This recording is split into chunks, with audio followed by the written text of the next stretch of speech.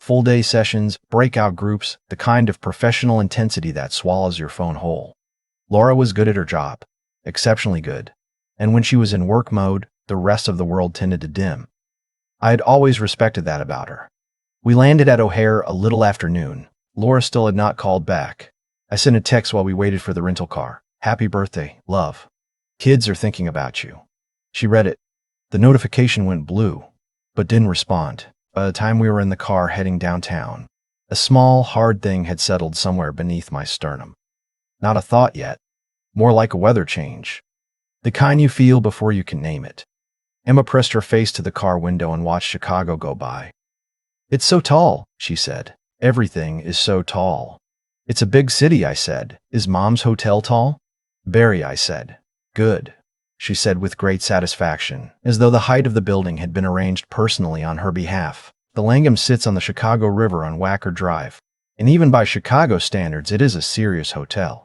The lobby is the kind of place that makes you stand up straighter just by entering it. Dark wood, tall ceilings, the quiet hum of money being comfortable." Emma went wide-eyed the moment we walked through the doors. Tyler looked around with the studied neutrality that teenagers deploy when they are impressed but unwilling to admit it.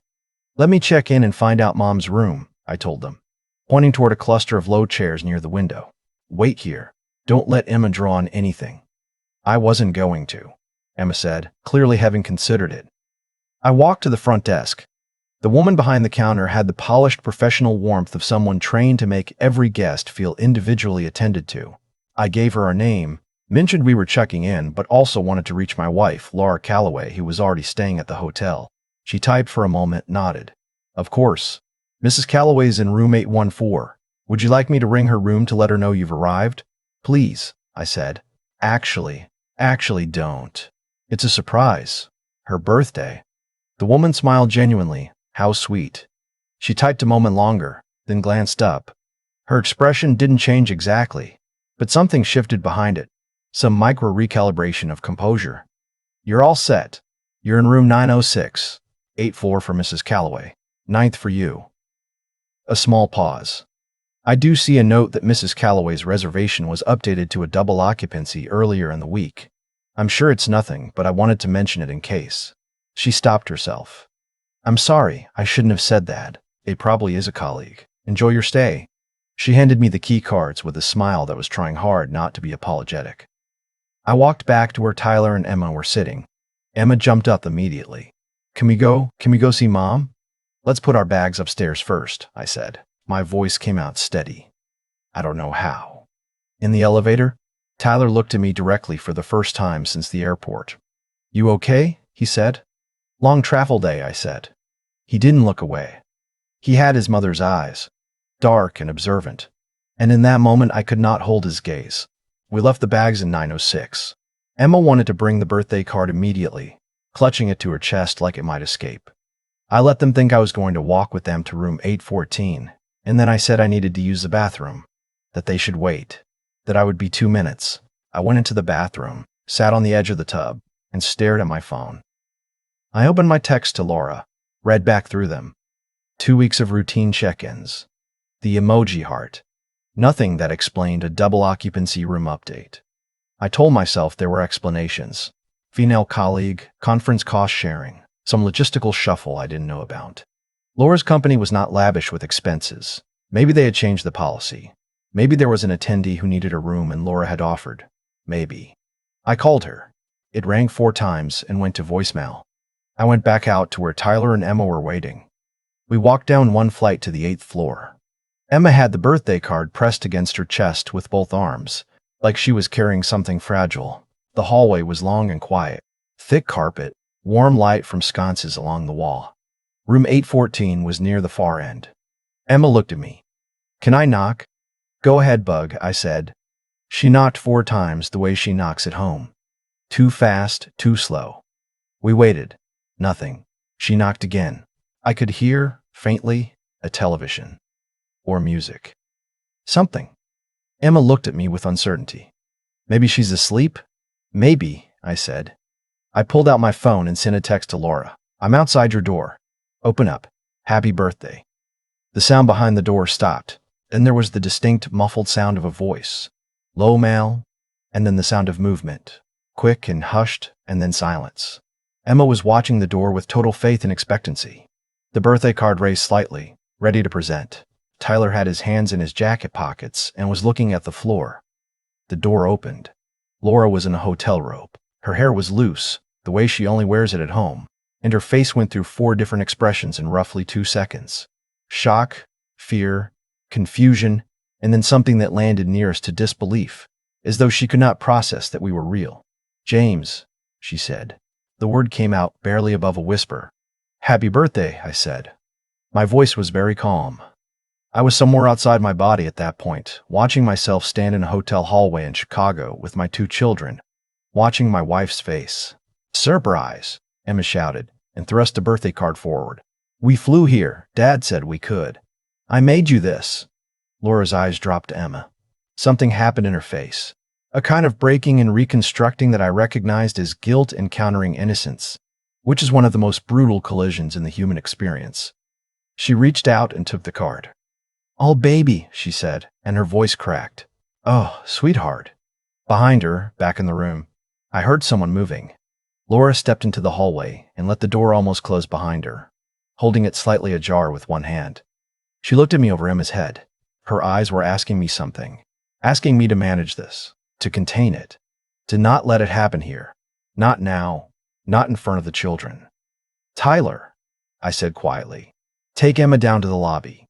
There's a cafe near the entrance. Get her something to eat. I'll meet you down there in a few minutes." Tyler looked at me. Then he looked at his mother. At 16, he was already too old to need the situation explained to him. "Come on, Em," he said. "But I want to talk to Mom." "You can talk to her in a minute. Mom needs to talk to Dad first. Come on." Emma allowed herself to be led away, looking back over her shoulder with confused eyes, the birthday card still in Laura's hand. When they turned the corner, I waited until I could no longer hear Emma's voice in the hall, and then I looked at my wife. "Who's in the room?" I said. Not a question. Laura closed her eyes. "James, please. Who is in the room?" The door behind her opened wider, because the person behind it had apparently decided that waiting was worse. He was tall, maybe 40, with the particular kind of build that comes from taking care of yourself. He was holding his shirt, actually holding it, not wearing it, as though he had not had time to finish. He looked at me. He looked at Laura. He looked back at me. "I didn't," he started. "Get dressed," I said quietly, "and leave." He didn't argue. He went back into the room. Laura stood in the doorway of her hotel room in her robe and looked at me with the eyes of someone who has run out of road. "His name is Daniel," she said. "He's in the Chicago regional office. It didn't start here. It started at the conference in Atlanta in." "I don't want his resume," I said. "James, how long?" She was quiet for a moment. 7 months. The number landed differently than I expected. Not worse than a single night. Not better. Just different. More architectural. 7 months is not a slip. 7 months is a decision made and renewed hundreds of times. "Does he know you're married?" I said. She pressed her lips together. "Yes." "At least you were honest with him," I said. She flinched. Daniel came back out of the room, jacket on, now avoiding my eyes, and walked past us down the hallway without a word. His footsteps were very loud in the quiet corridor, and then they weren't, and Laura and I were alone. "James, the kids are in the lobby. Our daughter carried a birthday card she made with her own hands on a 2.5-hour flight to give it to you," I said. "I hope you understand the size of what just happened." "I know," she said. Her voice had gone very small. "You should go get dressed," I said, "and then you need to come down to the lobby, because your daughter is down there wondering why her mother looked like she'd seen a ghost when she opened the door." I took the elevator down alone. Emma was sitting at a small table in the lobby cafe, an untouched hot chocolate in front of her. Tyler was beside her, one arm around her shoulders looking out the window at the river. He looked up when I came in, and his expression asked me the question directly. I gave him the smallest nod. He looked away. His jaw tightened. "Where's Mom?" Emma asked. "She's getting dressed," I said, sitting down across from them. She was surprised. "You really got her." Emma brightened slightly. "Did she cry?" "Almost," I said. We sat there for a few minutes, Emma slowly warming her hands on the hot chocolate mug, Tyler watching the river, me watching the elevator. Laura came down 17 minutes later, changed into actual clothes, hair pulled back. A composure reassembled so carefully, it would have passed with anyone who didn't know her. She sat down with us, kissed Emma on the top of the head, told her the birthday card was the most beautiful thing she'd ever received. Emma hugged her mother for a long time. I watched Tyler watch them, and I saw something happen in his face that I cannot adequately describe. It was not hatred. It was something more like mourning. The particular grief of someone who is old enough to understand something that a younger version of himself would not have. When Emma went to find the restroom, Tyler leaned over to Laura and said, very quietly and without looking at her, "I know, Mom." Then he picked up his phone and did not say anything else. Laura looked at me. I looked back at her. We ordered food none of us really ate. That afternoon, Emma wanted to see the Cloud Gate in Millennium Park. She had seen pictures online and had been fascinated by it for years. So we went. We were tourists in a city where my marriage had just ended, watching our daughter run toward a giant reflective beam with her coat flying open. Tyler walked beside me with his hands in his pockets. "Is it definitely over?" he said. "Yes," I said.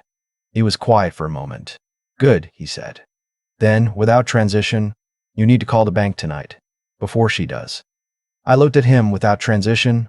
"You need to call the bank tonight, before she does." I looked at him. "Dad, call the bank." He was 16 years old and he was telling me something I was not thinking clearly enough to think of myself.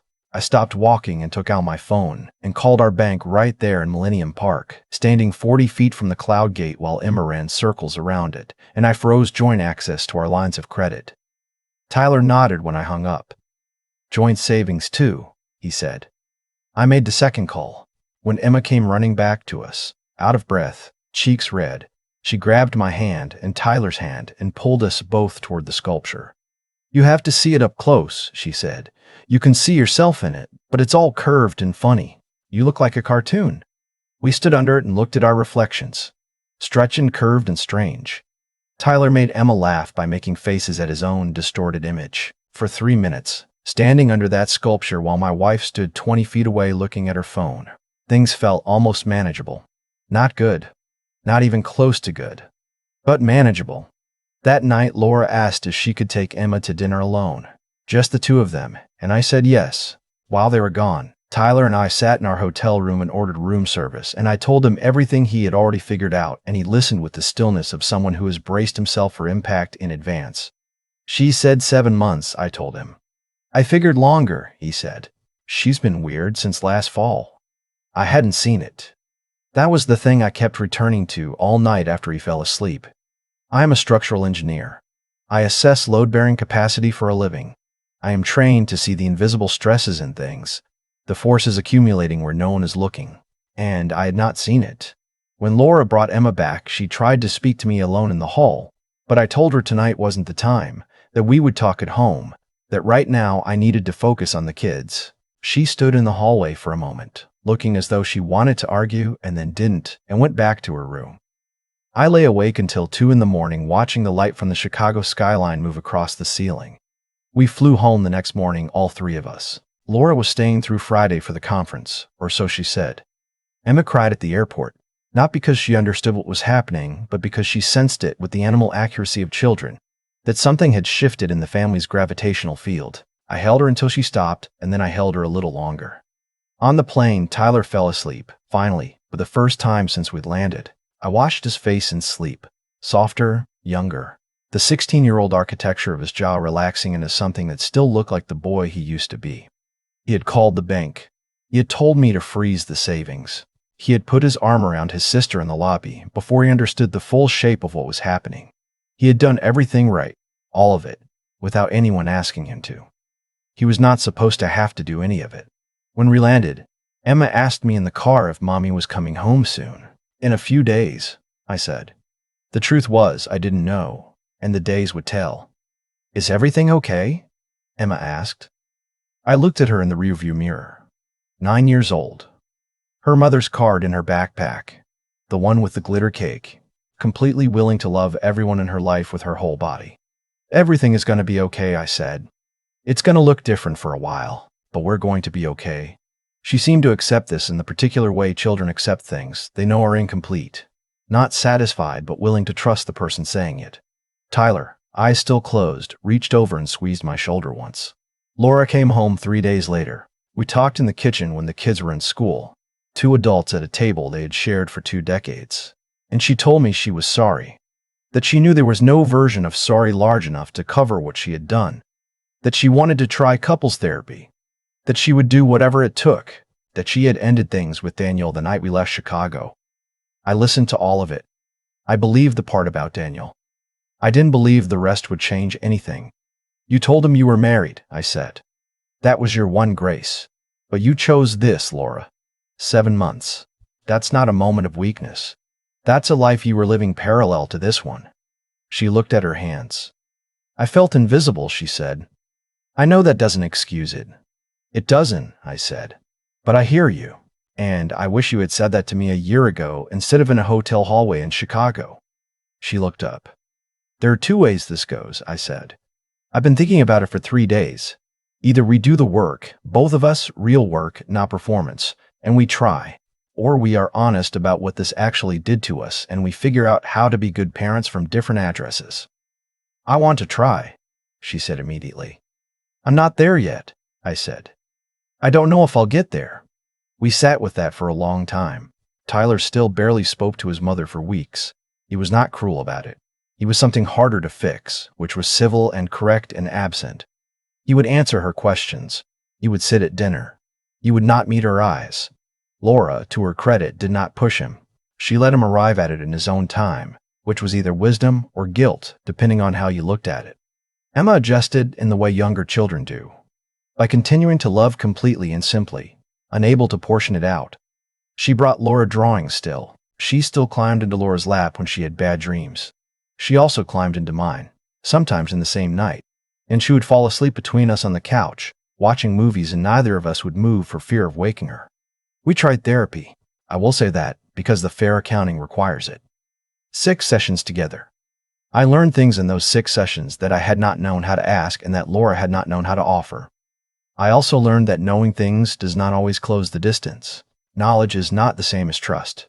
And trust, once the load it carries exceeds its capacity, does not simply reset. I know this professionally, and I learned it personally. Sitting across from my wife of 22 years, in a room with soft lighting and a white noise machine in the hallway. In September, we told the kids we were separating. Emma cried. Tyler put his arm around his sister, and then, after a moment, around me, and said nothing, because he had known for months and had already done his grieving. Laura moved into an apartment 11 minutes from our house. We arranged a schedule that kept the kids' lives as stable as we could manage. She takes them Tuesday through Thursday. I have them the rest of the week. We text about logistics with the careful politeness of people who know exactly where the exposed wiring is and are choosing not to touch it. I did not stop loving her immediately. I want to be honest about that. Loving someone for 22 years is not a switch.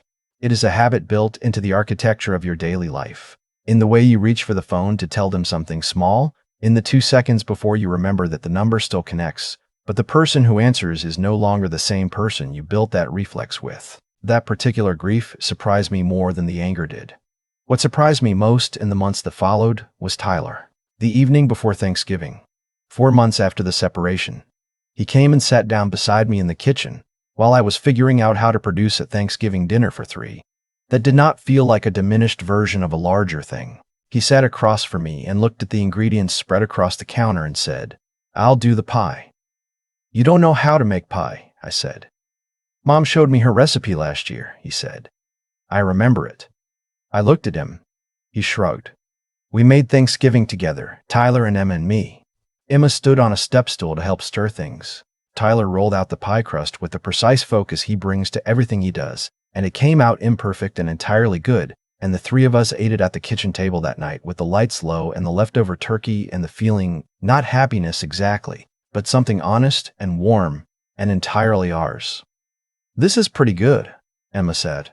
About the pie, about the dinner, about everything. Pretty good, Tyler agreed. I sat at that table and thought about a 9-year-old girl making a birthday card with glitter and construction paper and the best intentions she had ever had, and how that card had torn the roof off everything we thought we were, and how what was left, smaller and stranger and entirely ours, was somehow still standing. I don't know yet if I will eventually forgive Laura. I think someday, for the sake of the people we share, I might find a version of peace with it. What I know is that the version of our life I was trying to protect when I froze those accounts in Millennium Park is gone. And what replaced it, while unwanted, is real in a way the other thing no longer was. Some structures bear the load they were designed for and no other. When they fail, you clear the site and you build something new with what you know now that you did not know before. My daughter still tapes drawings to the refrigerator. My son still makes pie with his mother's recipe at his father's house. And I am 47 years old and still learning, which I suppose is the most honest thing I can say about where any of us are. We are different. We are still here. For now, that is enough.